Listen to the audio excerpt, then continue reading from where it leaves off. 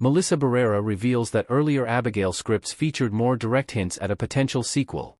Starring Barrera, Alicia Weir, Angus Cloud, Catherine Newton, Dan Stevens, Will Catlett, Kevin Durand, and Giancarlo Esposito, the movie follows a group of criminals who unwittingly abduct a wealthy man's daughter, only to learn she is a terrifying vampire.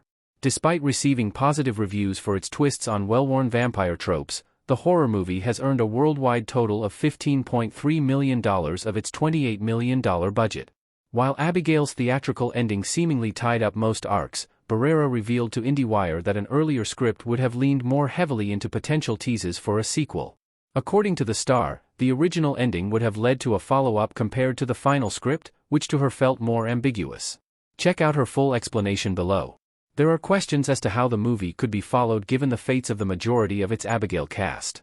Barrera's Joey is left the sole survivor of the assembled team, having struck up a quick alliance with Abigail, Weir, to take down Frank, Stevens, after he attempts to claim the vampiric power for himself.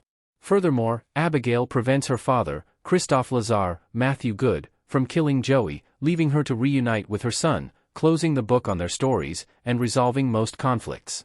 Whether a sequel is possible, Barrera shared that she would hope to see Joey left with some lingering vampire power, leading into her own personal revenge quest and battle with the titular vampire.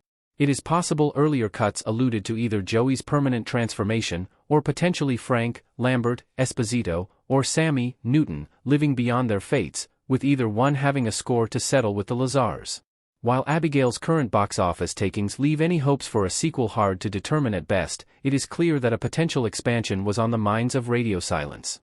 While the final cut may make the narrative feel complete, the horror comedy has already proved many traditional vampire killing rules don't apply to their monsters, leaving plenty of opportunity for future twists.